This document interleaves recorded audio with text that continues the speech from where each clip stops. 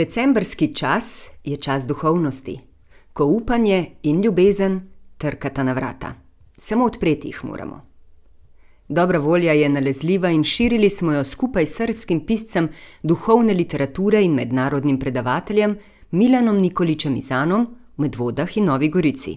Fantastično, mislim, potrditve na vse, kar sem raziskovala, je to, ne? Ponovno smo bili deležni izjemnih znanj za prihodnost človeštva. Kolikor sem si želel, da bo tako je tudi bilo.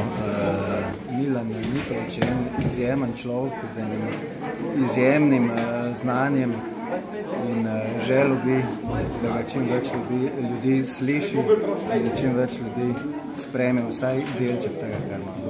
DNK u čoveku imate 60 milijardi ćelija. Svaka ćelija ima svoj DNK. Debljina DNK je nanomilimetra, dužina je 2 metra u svakoj ćeliji. Imate 7 rastojanja između Saturna i Sunca DNK koda u vama. Mislim, da je en tak znanilec prebujanja moške energije, posledično tudi ženske, ampak na optimalno način. Obilna pošiljka snega ni ustavila ljudi, ki so prišli z vseh koncev Slovenije, tudi Hrvaške in Srbije.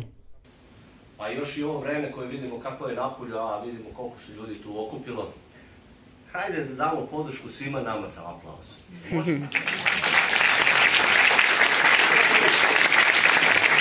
Predavanje je prošlo jednom savršenom protoku energije i po tome se zna da, što mi kažemo, miro toči, to je da se govori istina, istina koja dira srce i koja podiže našu svijest.